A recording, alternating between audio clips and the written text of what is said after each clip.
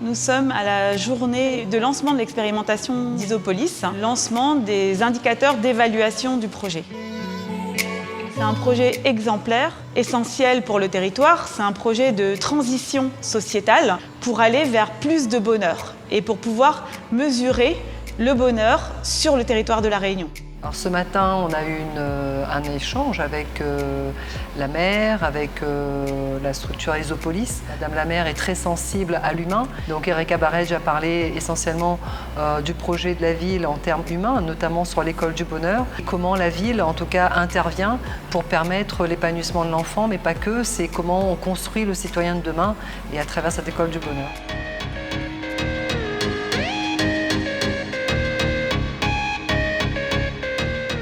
Il me paraît essentiel que cet objectif de plus de bonheur à La Réunion soit partagé avec l'ensemble des politiques réunionnaises. Ce matin, c'était vraiment l'occasion aussi pour tous les acteurs qui étaient présents, pour certains donc de découvrir Isopolis, pour d'autres d'entendre et puis de se positionner de manière plus ferme en fait aussi sur le projet. C'est vrai que c'est porteur d'espoir et ça encourage. Il y a beaucoup d'informations, beaucoup de pépites à prendre et je pense qu'il faudrait plus de temps et peut-être se revoir.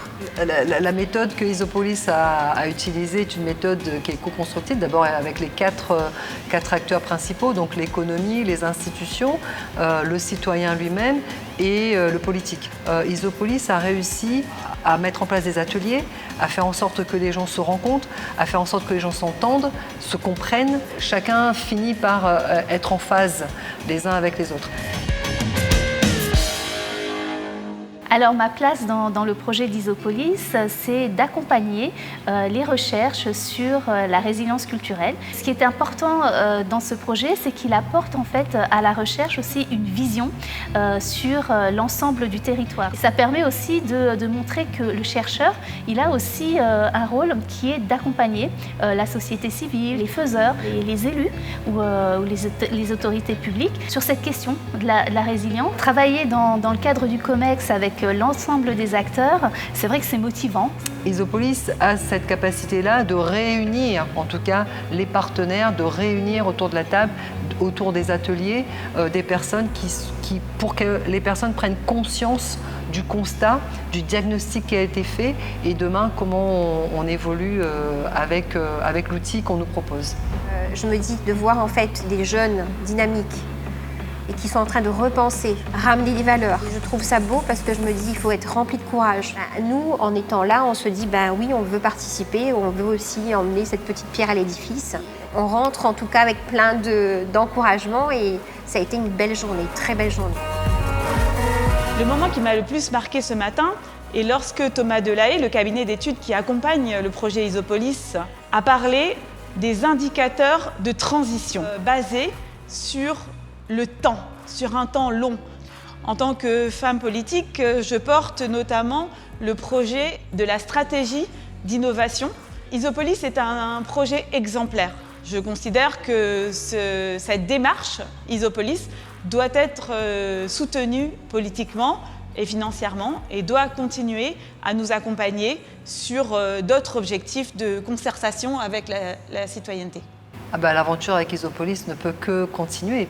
La maire est venue ce matin, ça démontre bien la considération qu'elle a pour la structure et puis pour l'outil et je dirais pour que l'outil aussi évolue.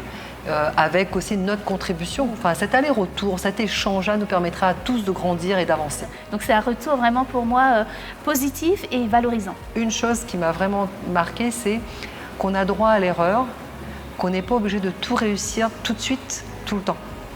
Donc l'expérimentation nous permet de tester des choses et parfois de se tromper. C'est pas grave parce que le fait de se tromper nous permet d'avoir une information complémentaire, supplémentaire pour pouvoir faire différemment, peut-être retester.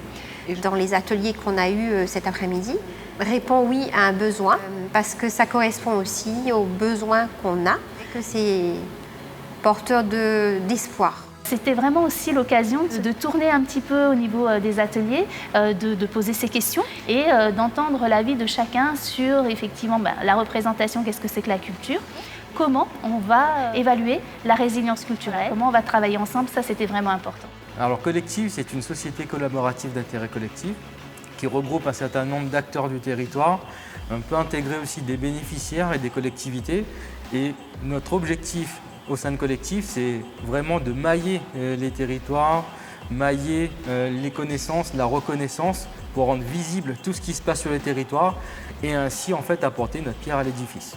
L'écosystème de reconnaissance ouverte est basé sur une technologie qui s'appelle les Open Badges. Généralement, ce qu'on va demander, c'est de faire un CV classique et d'inscrire en fait toute son expérience sur le CV. Donc le badge va permettre à ce jeune, à travers un QR code, de l'inscrire sur ce CV et de montrer tout le parcours qu'il a pu effectuer, toutes les expériences en fait qu'il a pu acquérir jusqu'à maintenant.